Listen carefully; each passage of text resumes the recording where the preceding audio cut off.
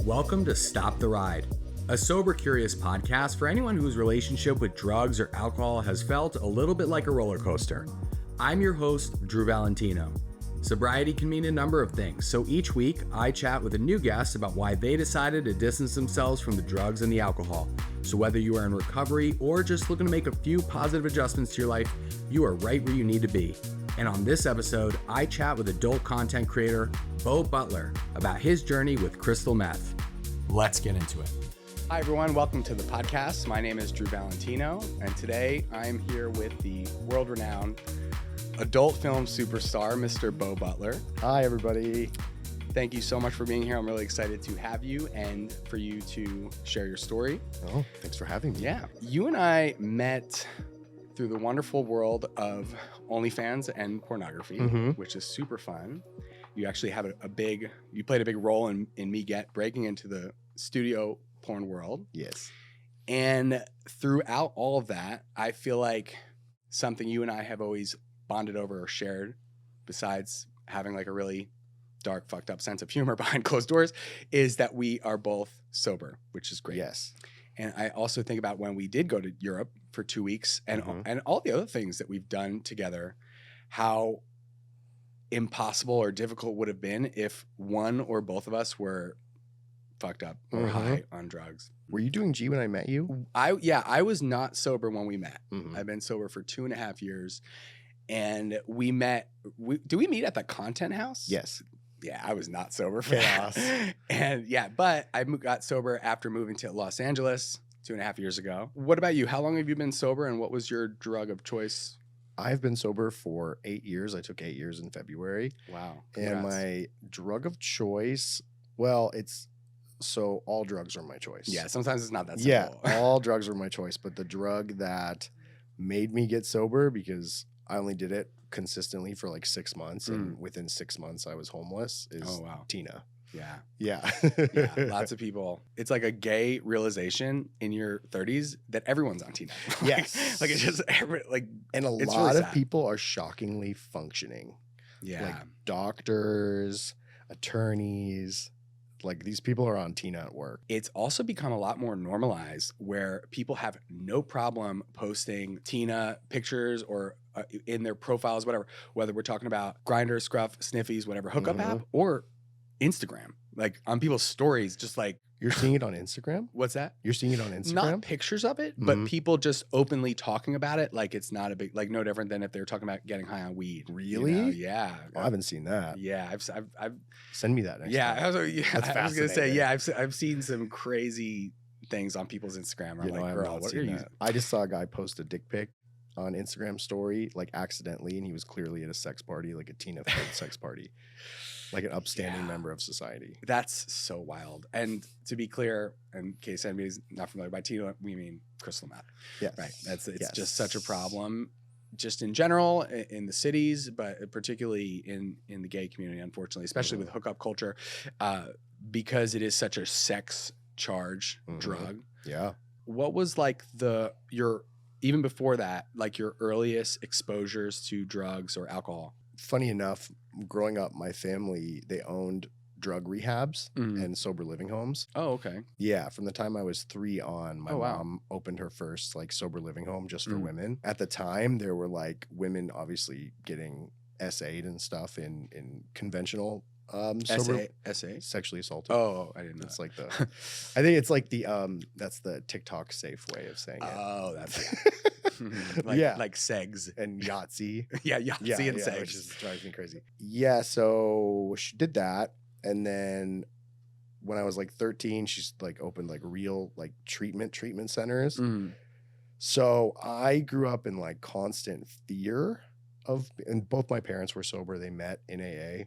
For the better part of my life, they remained sober. My mom has always been sober. She had like a few little dips here and there. And my dad relapsed when I was like 21 and I never came back from it. Oh, wow. Yeah. Yeah, that's sad. Yeah, but that was my first exposure, was through family members. But what about you doing it? This is a very gay story. Are you ready? Yes, I am. So I waited and I waited and I waited and I waited. I did not want to get caught. I was so afraid because I knew if I ever got caught, it would be like immediately all eyes on me from then on forever. Like under a microscope of like, is he an addict? Is he an addict? Because that's just like how my family operated. Right. So it was the night Anna Nicole Smith died. Oh, that is gay. Yes. me and my best friend, she's still my best friend. We were like, there's no better night than tonight. So we're like, we have to honor the diva, the legend, the queen. And then, my God. So we did Hey Mister. Did you ever play Hey Mister as a kid? No. That's when you trot your pretty girlfriend out in front of a like liquor store, and you have her, like any man walking in, she goes, "Hey Mister, can you get me a bottle of vodka?" Oh Lord. Anyway, so we Hey Mistered some guy. But was it you just in a wig? I wish. No, she Hey Mistered a guy. We got a handle of Pop Off. Oh Lord, yeah. Yeah, really cheap vodka. Yeah. And a box of Little Debbie's. Because we thought like Anna Nicole Smith would have loved that. And even the first time I ever drank, I ended up across the street. She had this like wetlands in front of her house. I ended up face down in the wetlands and had to have my grandma come pick me up. Yeah. Because do you remember it or what? Well, I drank half that fifth and ate half that box of brownies. So I was puking my brains out. How old were you? I think 17. She died in 2006. That's nice that you have that reference. Yeah. So let me just look up when Anna Nicole Smith If she died in 2006, I was 16. If she died in 2007, I was 17. Wow. Yeah. So, and that was your first time ever getting drunk? Yes. And never doing anything. Really? And then did that continue? Did you... Oh, yeah, I loved it. You just kept getting drunk? I loved it. Yeah. Because I was super, like, left out before then. Like, Yeah. they were getting drunk from the time they were 13, like my friends in Newport. And so I sort of had to, like, stay home and not really participate and this, that, and the other. So, yeah, I, like, finally fit in. Yeah, with the cool kids. So it was off and running. What was next? Cocaine. Oh, really? Yeah. At what age? 17. Yeah, we made some friends. I started going to this acting class in LA, and it was like a really reputable acting class. So it linked me up with all of like the Disney kids and like the Nickelodeon kids and this, that, and the other. So we started going to the chateau, and we would Hey Mister the bouncer, basically. We basically used our underage sex to our advantage. For some reason, I just keep picturing you like Roger the alien from American Dad, like with like nails and wig. Well, sort of. The current guy that was running the chateau at the time was this gay guy that really liked me. And my coke dealer was a gay guy that really liked me too. So we got in everywhere all of a sudden, me and all my 17-year-old friends. That will do it. Wait, so you were 17? So was this that you were in high school? Yeah. Yeah, I graduated a year early to pursue acting professionally. to do coke. Well, and then my 19th birthday, what did I do? I did coke and then Xanax. And I mixed alcohol and Xanax, so I totally blacked out. We rented the hotel Janis Joplin died in. We rented a suite there and had my 19th birthday party. Your triggers are famous people dying. Yeah, we loved it. That was like our entire vibe was to like die young. Wow. In like Hollywood, and yeah. So anything that had to do with that, we were stoked. So yeah, I totally blacked out. And then my birthday falls on the same weekend as Mother's Day sometimes. So I had to make it to Mother's Day somehow back in Orange County. And my mom saw me like obviously still fucked up from the Xanax. And that was my first rehab stint. I was put into Promises, West LA. For like an inpatient, like a couple weeks kind of thing? Or? 90 days, sister. 90 days. 90 days. I've been to rehab 3 times. My insurance never let me stay there for more than 10 days. This was before insurance. Wow. This was on a purely friend of a friend. I got into Promises for free because my mom was friends with the owner. Wow. That's amazing. Because that would cost a fortune. At the time, it was $40,000 a month. And that was 15 years ago.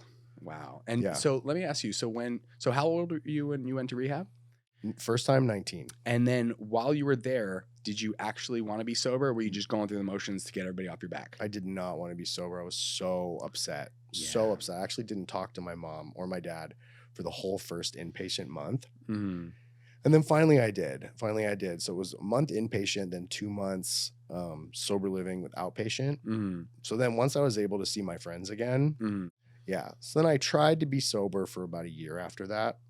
Just to be a good boy, not because you wanted to? Because I didn't want to get caught. Right. I waited long enough until the scent was off of me. Mm. And then, yeah. What started it back up again? Well, I was in WeHo and my friend had Percocet. And some other famous celebrity died. Yeah, something like that. They were in Percocet. And I was like, you know what? Let's do it. Then my parents split up. And like, so they had this house in Orange County. Mm-hmm. And my mom still has the house, but they basically both just left. I don't know what happened. They both literally just left and got different places. Mm. So it was me and my sister and my grandma just had this like huge house in Orange County. And I just had ecstasy fueled porn star orgies almost every weekend there. Yeah. Until I got a place in LA. How did you get into meth?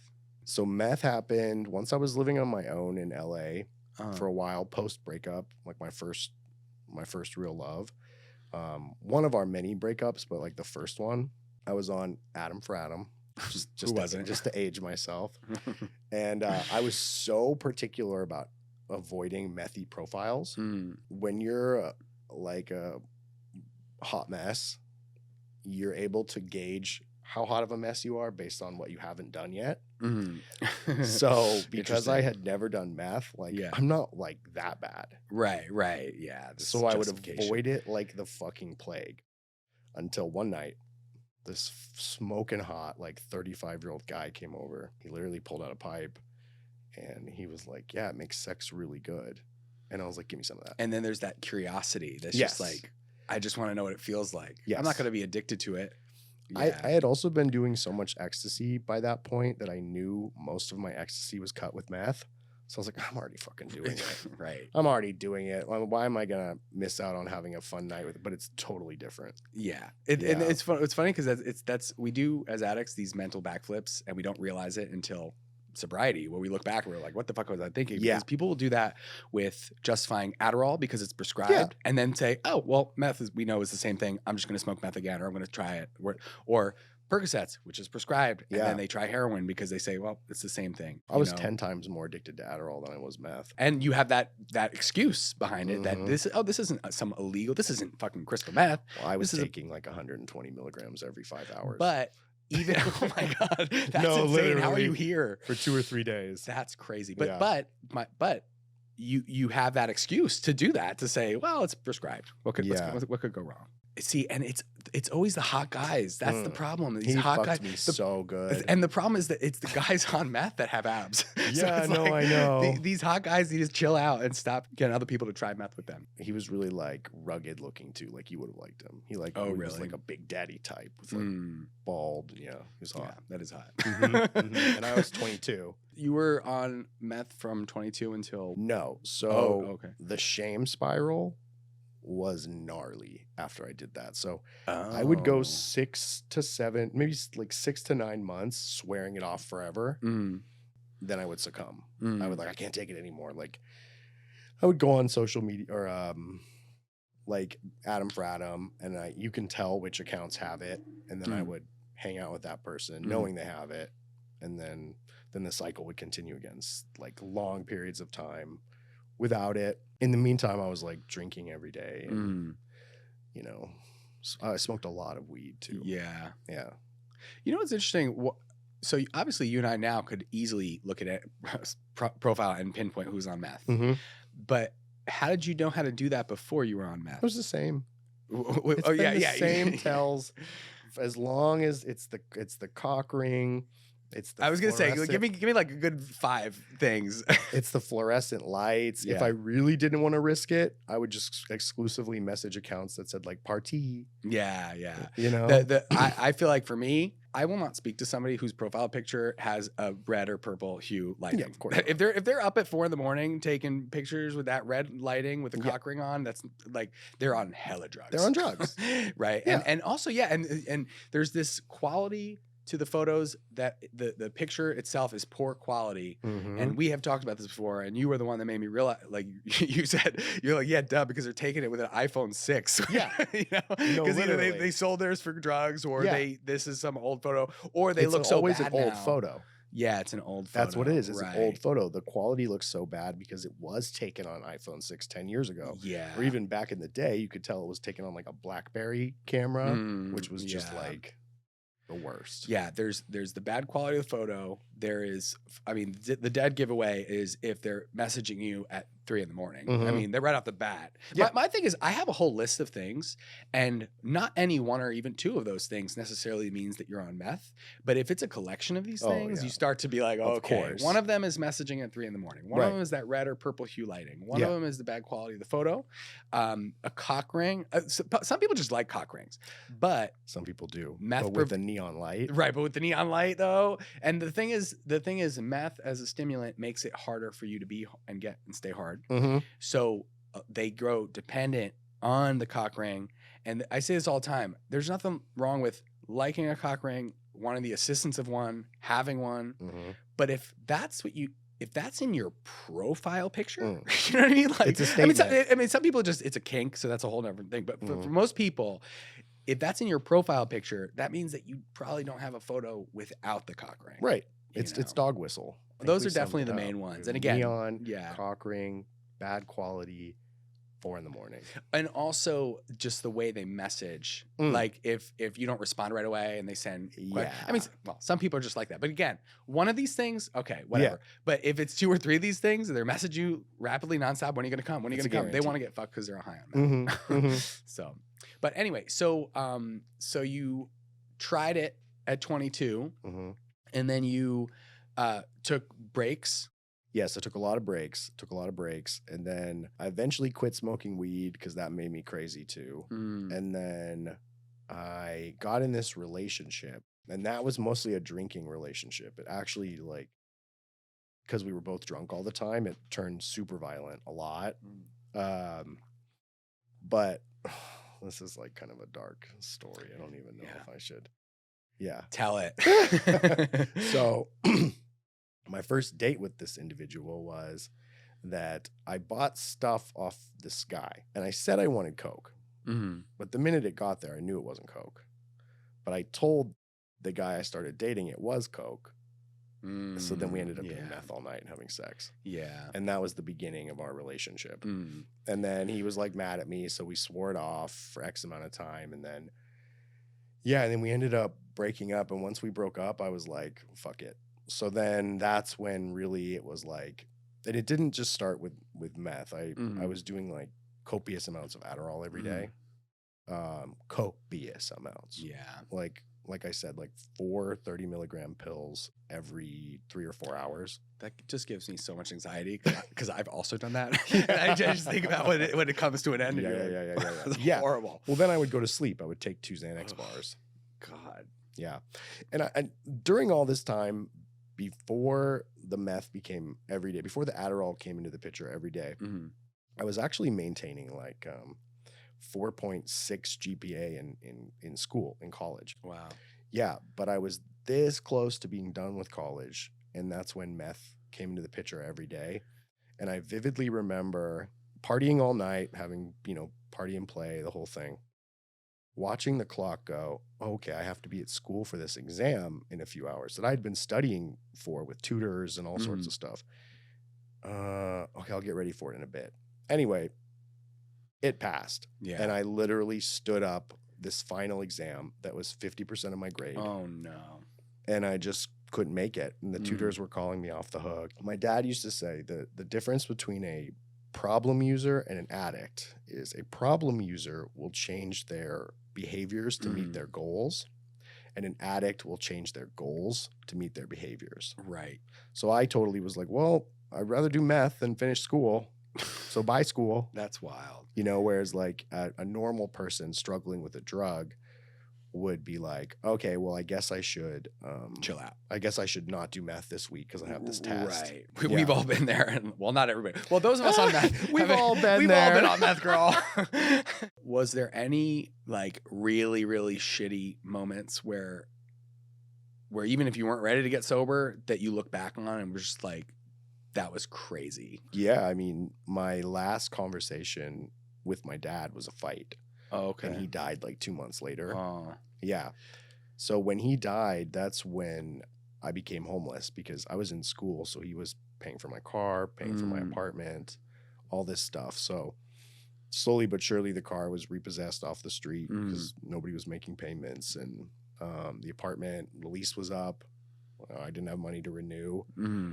So, I mean, but had I just gotten sober before, I would have been able to have like mended things with my dad before he died. But you fighting with your dad was not because of the use, but you feel like if you were sober, you would have been able to better manage it? I probably wouldn't have been fighting with him. So you do think it was because of 100%. just your state of mind, basically? I was crazy. Because that's the thing with meth is that whether they're high right now or coming down or just it's the same week that they use, like do and say some crazy shit that is really just affects your mental health. Right. It's just you're just not in touch with reality. Well, here's the facts is that, you know, it keeps you up for days. So if you're up for days without any drugs in your system, you are going to hallucinate and go into psychosis. Right. You know, so that's what meth does for people. That's what amphetamines do for people is they'll keep you up for days and days and days. And then you start to hallucinate. You start to go into psychosis. Yeah. Your brain needs sleep. The way it begins to cope with no sleep is you're basically dreaming while you're awake. You know? Yeah, that's a very good point. I never thought about. You and I have discussed that, like, I have dealt with lots of people on meth in the last few years that have come in out of my life. And there are a lot of similar patterns. They get very sensitive in ways that are just not out of touch, that are just not in touch with reality.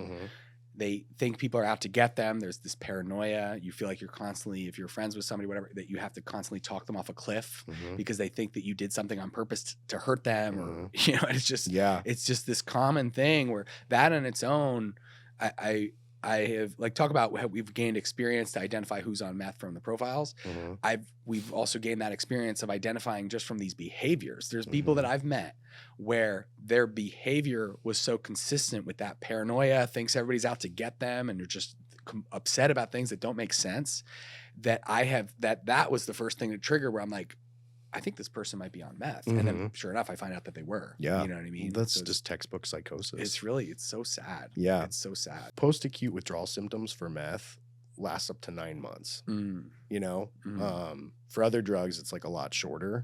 But yeah, post-acute withdrawal symptoms are a help because it essentially fries your brain. It fries your pleasure receptors because what it does is it takes, when you're on meth and you feel pleasure, it magnifies that pleasure to an exponential amount. So that's why people like to have sex on it. Yeah. Because then if you add the pleasure receptor of sex, just the natural one, amplify it's that. Just so stimulated. It's crazy. Yeah. So then when you're off of it, even, I mean, your brain does not know how to function properly. Yeah. So I started going to psychosis because I was up for too many days, which is... Yeah. That's, and you just remind me as you're talking about the sex thing. So I also went through a little meth phase, but it was only like a month. Before I tried it, I went to a hookup we met at a hotel. I was young and he was doing it. He told me he was doing it. He offered it to me. I declined because it's fucking meth.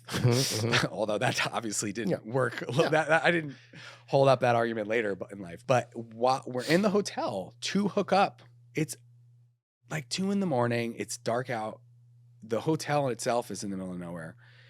And he just kept looking out the window. And that's like the classic scenario.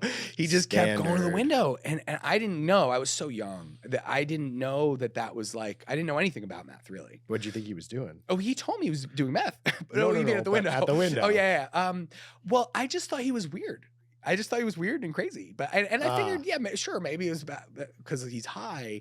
But I had not done it yet. I didn't know enough about it. Because now I look at that, I'm like, oh, girl. Yeah. You know, whereas back then it was just like, okay, this guy's weird. And so what happened was he kept looking out the window. Classic textbook paranoia. I think the cops were there. All this crazy shit. Eventually, I left. Whatever. Then did you come? Hell yeah. Oh, no, okay, I have okay. no, I don't remember. I don't remember. But so basically, I remember that months later, I tried it and then it was going through my phase. I saw him on Grindr and I messaged him because, hey, guess what I do now? Oh you know? And he told me that he needs to stop. He has a problem. He's terrified of it. It's bad. I should stay away. He warned me. Nothing worse than being shamed by the junkie. Right? There's nothing worse. Yeah, right. I know. Like, you have a problem. Oh. Yeah. So, but what was interesting about that is that he brought up the window thing. He was like, listen, you need to understand that shit literally makes you crazy. He goes, don't you remember when we were in the hotel? Like, I was going nuts. I thought the cops were there. Like, that makes no sense. Mm-hmm. And that was my first. That's the scary part about meth, is that there is this whole culture and this very systematic series of patterns that it creates in behaviors and stuff that it's such a clear picture that you and I we really understand it because we've been in it, we've seen it, that it's so obvious, whether we're looking at the profile, the behavior, whatever, that younger people don't know that. And that's what's kind of sad. I remember a few months ago, I was hooking up with this guy, and he was younger. He was probably like in his mid 20s or something, early 20s. And I started to tell him how because we had a really good hookup. We were just chatting, and I was telling him how I almost ignored him because he has red hue lighting in his profile and he didn't know what I was talking about. And then like this poor guy is like 24, you know, or however old he was. And meanwhile, I'm like triggered and scarred for life from all the people that I've met and hooked up with and my own experiences with drugs, that like I just went off, like just about explaining like all these, they're all on meth and everybody's on drugs and everybody you hook up with is high. And he was like looking at me like, and I'm like, it's like talking to the disgruntled employee, like when on your first day. That's what it kind of felt like. Like he was like kind of afraid. He's like, "What are you talking about?" I'm glad you bring this up because actually, it's very popular with the TikTok kids to have like a blue or a pink light behind them. So I think blue and pink is cool. Green and red is meth. So you're either on meth or you're on TikTok. I don't know which is worse. Either way, I don't want to have sex with you. Yeah, I know. So there's that. So what made you realize that you had a problem, or what? I only did consistent like partying meth for 6 months. And within that 6 months, it was just like, boom, one thing after another, really rapid succession. Because before that, like I said, I would go a year in between for like 9 months, a year, feel extremely shameful, tell no one. Like it was like my dirty, dirty, dirty secret. And then just continue to do what I thought was normal and just drink and smoke weed, or like do ecstasy for too many days. One day I was just like, fuck it. And then I just sort of gave in to daily use. Yeah. And that took about 6 months. And in that moment, I knew I had a problem. The moment I gave up and essentially was like, you know what, I'm not going to fight this anymore. I'm just going to daily use. The moment I knew I really needed help was I tried to party with this guy and it didn't work. I fell asleep. So I don't know if it was fentanyl or what, or something like that, but I fell asleep and I just couldn't get high anymore. I just literally, the same feeling that I had that made me like it was gone. Yeah. I don't know if my receptors were fried or what, but it just became that I needed it. How long of use took for you to get to that point? 6 months. Okay, because I felt like I discovered that pretty quick.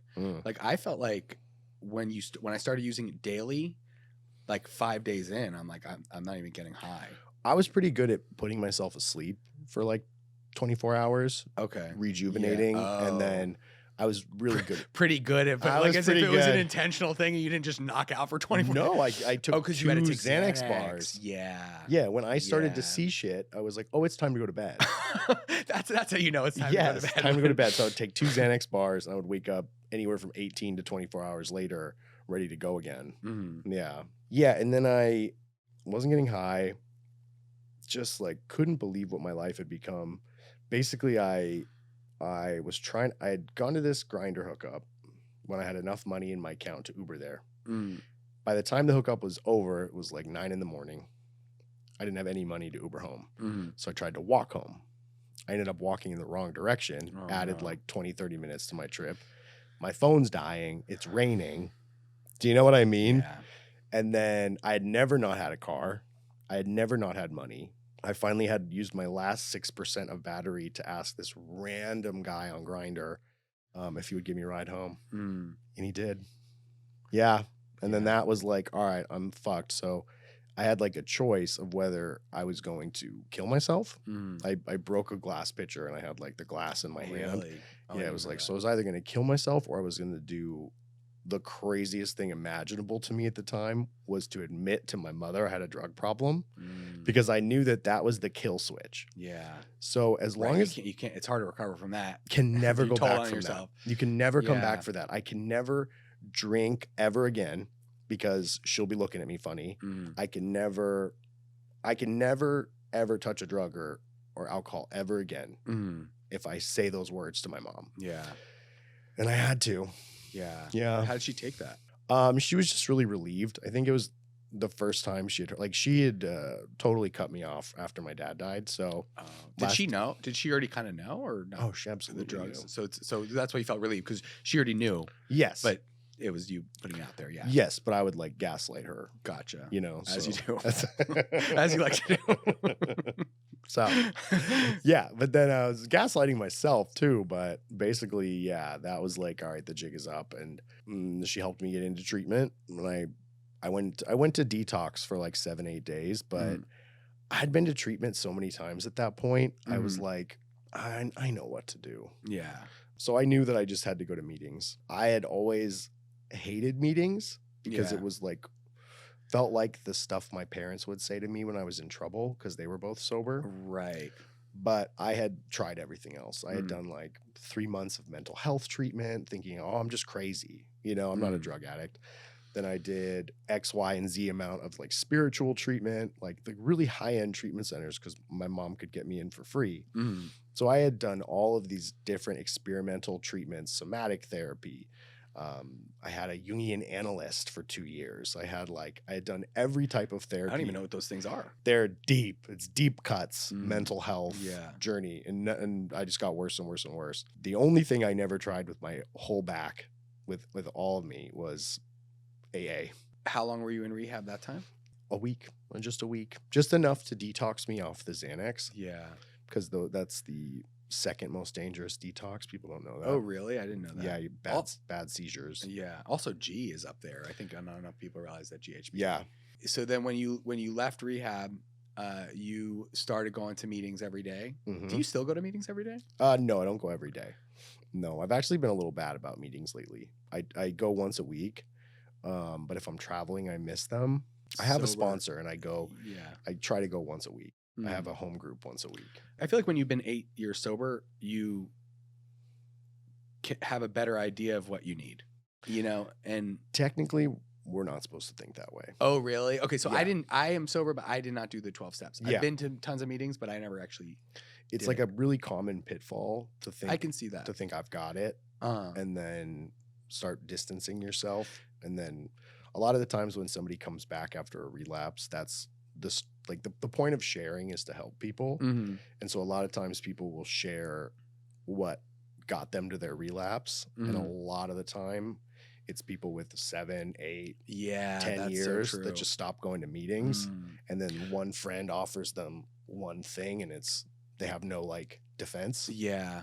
But I didn't mean to stop going to meetings, but like, is the plan for everyone to go to meetings every day or once a week? No, like, not every day. So like eventually everybody lands at a different number? Or? The only thing it really says in the actual program is that you need to continue to carry a message to an alcoholic that still suffers. I see. So you just constantly need to be of service. Right. And that's what sharing is supposed to be. It's supposed to be being of service to the newcomer and new people, and you're supposed to be helping new people stay sober. Gotcha. So as long as you continue to do that, you're working a program. It doesn't say anywhere in like the actual program any specific amount of time you need to be going to meetings. Yeah. Was there any setbacks, or was that really a difficult time to do the 12 steps? Or, I mean, obviously emotionally. Yes. There was this point about a month in where I absolutely tore my bedroom upside down. I mean, everything, because I swore to God I might have a pill somewhere, you know, and thank God I didn't. But, you know, there were moments like that where I was absolutely fucking ravenous for a fix.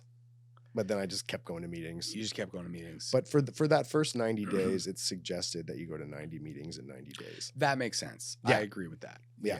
So that was what I did. I do think that regardless of whether you have a problem or not, we, especially in the gay community, we all can benefit from doing no drugs or less drugs. Yeah. Drugs less often is For sure. You know, the reason I should tell my story is because there might be people out there like me where the 12 steps are the only thing that will work for them.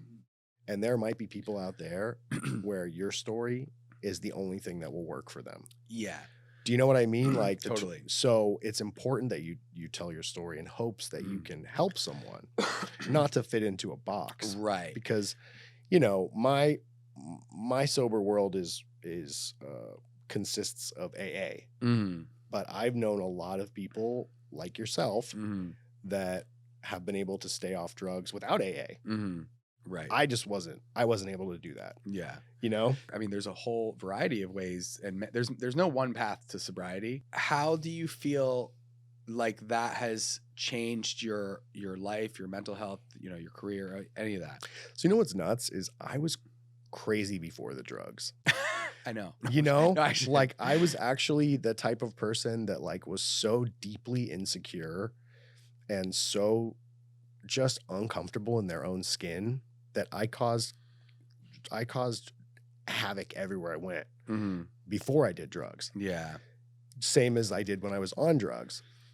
Getting sober for me and the process of that, the way I got sober, and maybe all the mental health treatment I did over the years, you know, even though I was too high to soak it in, you know, maybe subconsciously it was helping. But who I was before I got sober and who I was after I got sober are two completely unrecognizable people. Really? Yes. Yeah. I mean, I was not well. Yeah. Like I was not well. I didn't know how to maintain any friendships. I didn't know how to maintain any sort of a career.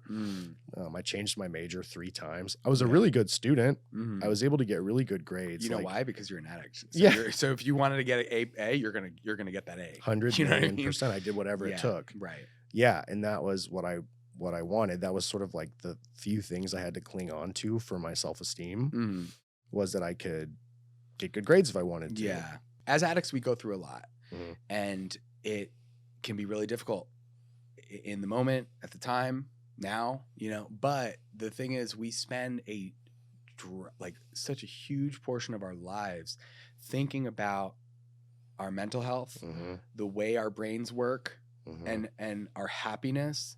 So it's like when you meet somebody at an AA meeting or just other people, or you just find out that they've been sober for 10 years or something, it tends to be some really, really down to earth people that have been to hell and back, you know, that, you know, it's funny. It's like people think like, oh, you're sober, you must be boring. It's like, no, I'm sober because I literally can't. Like, like I go so hard that I can't even be part of it. Like, you know, so it's like some of the most extreme people you've ever met, but that have figured it out. And I think that when we come out the other side, a lot of us have such a great, like grasp of our mental health and what makes us tick, and we've just put so much thought into it. If there's any message I could get out there about addiction, is that I think, you know, if you could put that addiction towards positive things, addicts are realistically the most powerful people on the planet, because it's like these people that have that grit and that perseverance to get what they want no matter what. That is an amazing skill that we're very fortunate to have that skill. It's just it takes a lot of work to figure it out to do that. You know what I mean? Yeah, sometimes I have to check myself and I'm like, okay, do I want to go all in on this obsession I have to get this thing, or do I want to be happy? Yeah. Do you know? Like I have to genuinely ask myself something like, all right, what will I be sacrificing if I go all in on this thing? You know? Yeah. How do I balance? Will I achieve what I want through balance? Do I want this? I have to ask myself like a lot of questions. Like when I started porn, it was like, okay, I had nothing to lose really. You know, I didn't have a partner at the time. I didn't like where I was living. I was living in Orange County. I hated my job I ended up in because of COVID. I got stuck in this really terrible insurance billing job for treatment, for rehabs. So I was like, you know what? I can put every ounce of my being into this because I'm sacrificing nothing. Yeah. Right. Yeah. That was kind of once I got sober the first time, I poured my heart into school and the gym, and it was just because I didn't know what else to do. And look at you, you're a little mathematician. And I didn't know what else to do.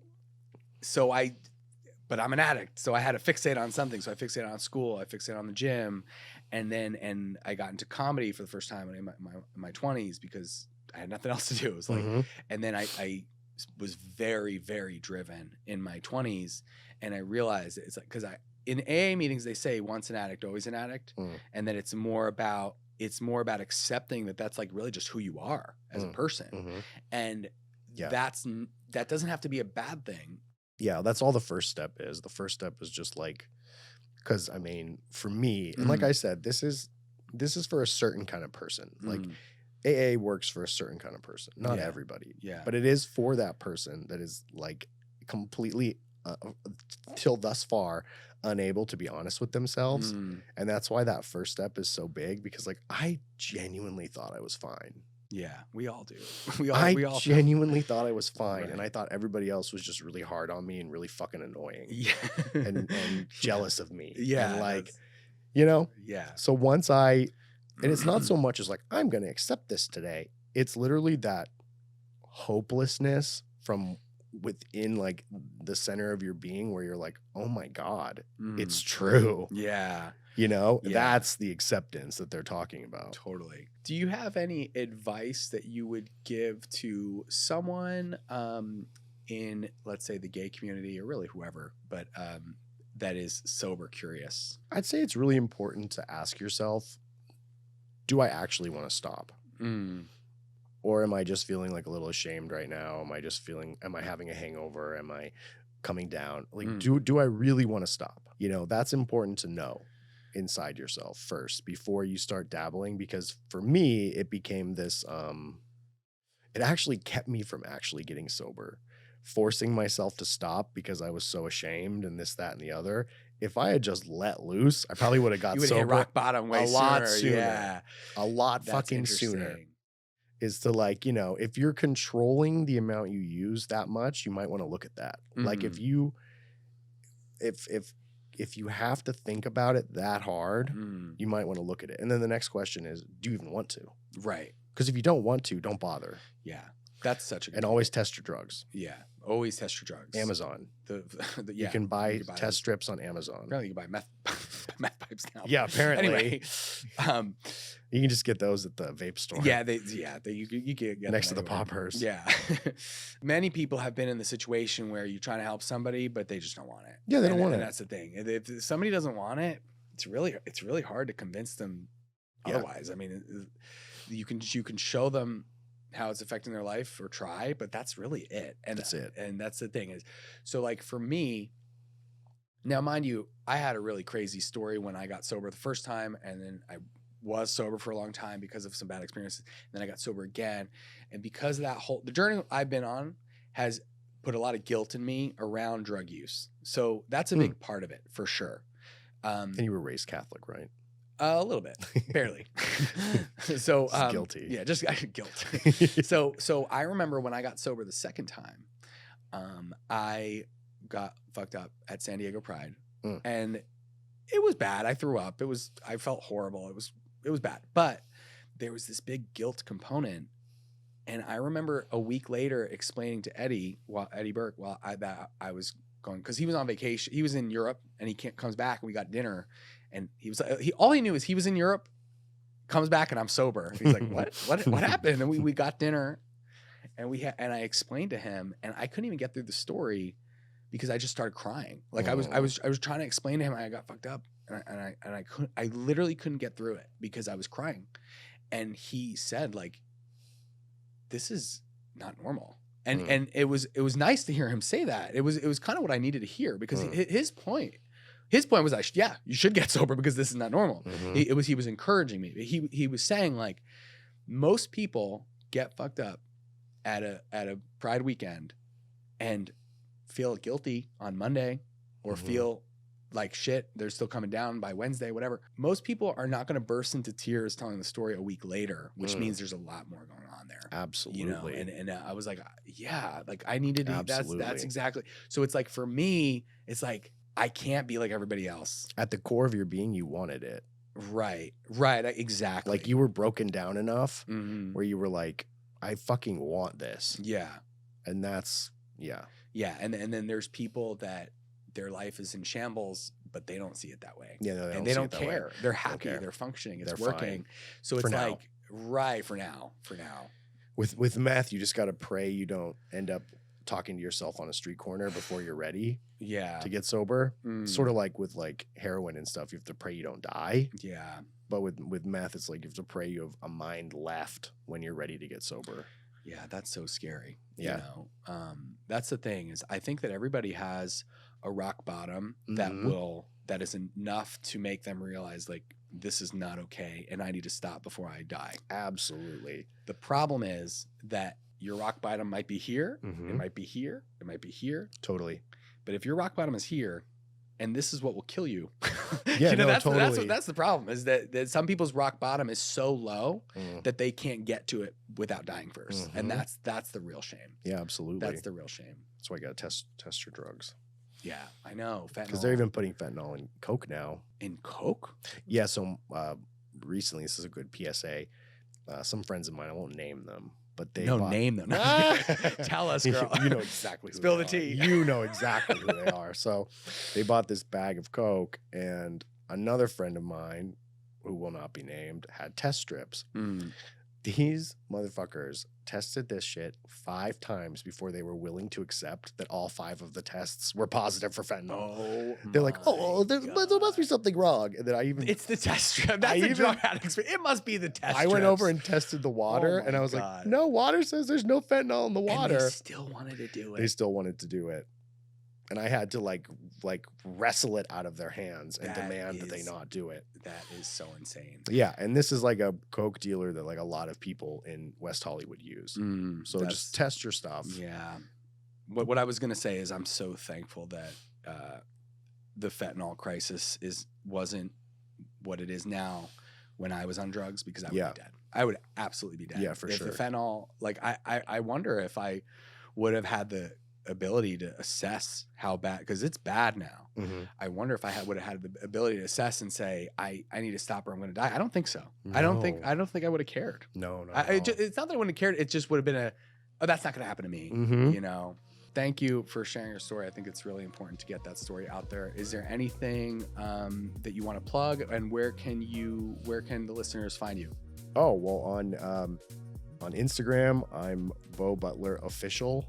On Twitter, I'm Beau Butler XXX. On TikTok, I'm The Butlers. And on OnlyFans, I'm Beau Butler XXX. Which is screaming that you got banned.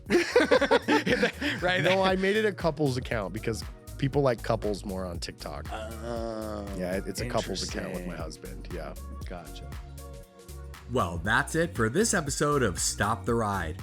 I really want to thank Beau for sharing his story today and for being on my podcast. Join me next Tuesday at 10 a.m. Eastern, 7 a.m. Pacific, where I chat with adult content creator Troy Daniels about his experience giving up alcohol and cocaine. You can see all of our episodes plus some additional content at stoptheridepodcast.com, and make sure to follow or subscribe on Instagram, TikTok, YouTube, and Facebook. If you enjoyed the show, please do me a big favor and share with a friend or leave a review wherever you get your podcasts. Thanks for listening, and I'll see you next time on Stop the Ride. This podcast is brought to you by Liberty Lane Films. Truly independent.